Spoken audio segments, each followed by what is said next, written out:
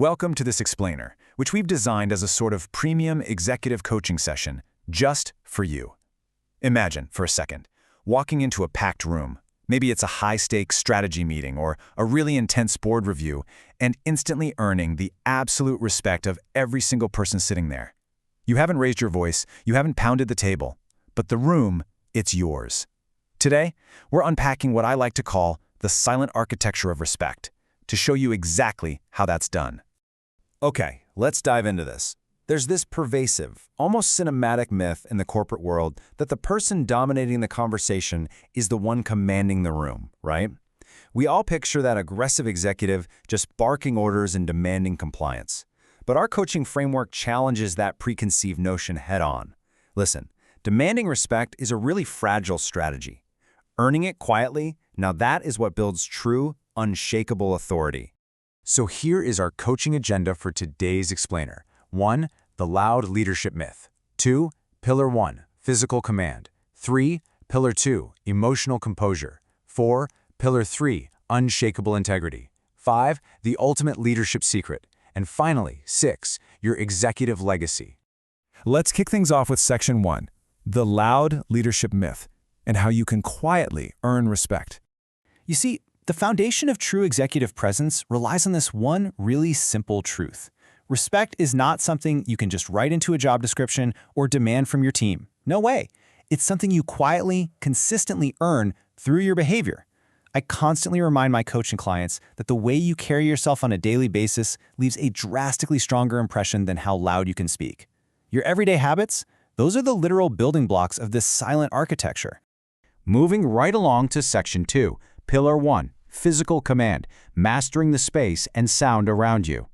And this brilliantly illustrates our first major point. When executives get nervous, maybe during a really brutal Q&A, they naturally tend to talk faster, but speaking a little more slowly gives the immediate impression that you are calm and completely in control of the situation. Plus, it makes your complex strategies much easier for others to follow. Now, obviously, that doesn't mean sounding like an old dial-up modem or a broken robot. You just need to slow down enough so that every single sentence feels incredibly intentional. Which actually leads perfectly into our second habit, getting comfortable with silence. Most people absolutely rush to fill every quiet moment because, let's face it, silence can feel pretty awkward. Confident leaders, though, they do the exact opposite. They aren't afraid of short pauses. Taking a brief, thoughtful pause before answering a difficult question makes you seem far more deliberate. It also buys you the mental bandwidth to avoid saying something you might regret later. Truly, sometimes silence does all the heavy lifting for you. Our third point in physical command is an absolute must-have mental checklist for your body language before you walk through the doors of any meeting. Ready? Number 1, stand comfortably upright. Number 2, make natural eye contact. And number 3, avoid crossing your arms all the time because that can definitely come off as defensive. Your body language communicates your level of confidence well before a single word even leaves your mouth. Seriously, get this right and half the battle is already won. Okay, Section 3, Pillar 2, Emotional composure. It's all about managing those internal reactions. Think back to your last really high-stakes meeting. Be honest, how often were you just planning your next brilliant sentence in your head while the stakeholder was still speaking? That's what we call listening to reply. To build emotional composure and real respect, you've got to shift to listening to understand. Everyone in your organization wants to feel heard. So instead of drafting your rebuttal, really listen to them, ask questions, show genuine interest in your team's perspective. At the end of the day, people are going to remember how you made them feel far more than what you actually said. So the crucial point here is how you handle disagreements. Look, anyone can stay cool, calm, and collected when the quarter's profits are up and things are easy, right? But real character, that's displayed when a Q3 strategy totally crashes and opinions start clashing. You do not have to win every single argument to be a great leader. Actually, staying respectful and keeping your composure, even when you strongly disagree with a colleague, often earns you significantly more respect than simply proving someone wrong. That brings us to Section 4, Pillar 3, Unshakable integrity. This is where we build lasting trust. In the corporate world, people don't judge you solely by your grand sweeping vision speeches. They judge you by your follow-through. Trust grows through consistency, period.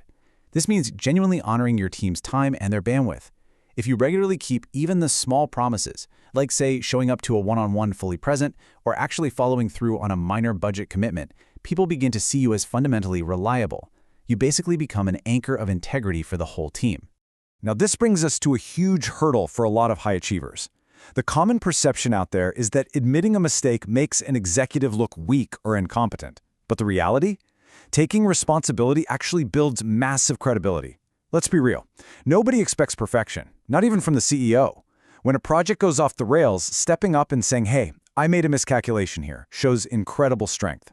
People appreciate honesty far, far more than they demand infallibility. Let's move to Section 5 and see how this builds to the ultimate leadership secret, the final and arguably most important habit.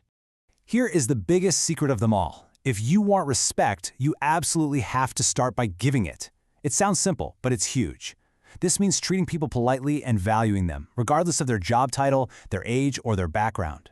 Whether you're speaking to the board of directors or the overnight custodial staff, your demeanor should be consistently respectful. Real confidence doesn't come from making others feel small. It comes from making people feel genuinely, truly valued. Now, what's really interesting about this slide is how it brings everything together. When we map these 8 habits onto our 3 executive pillars, it basically creates the ultimate leadership cheat sheet. As you can see, physical command is built through speaking slowly, embracing silence, and managing that body language. Emotional composure is driven by active listening and staying calm under fire. And finally, unshakable integrity is cemented by keeping your promises, owning your mistakes, and giving respect first. It's a complete, comprehensive architecture for leadership. And finally, Section 6, your executive legacy. Changing one habit. As we wrap up this explainer, I always like to leave my clients with this powerful reminder. Executive respect isn't built overnight. It's just not. It is created through these small, intentional actions repeated every single day. Changing your entire leadership trajectory doesn't require some massive, overwhelming overhaul. Sometimes transforming your professional life starts with changing just one single habit. So I'll leave you with this to consider for your own boardroom. Which of these habits will you choose to define your leadership legacy starting tomorrow?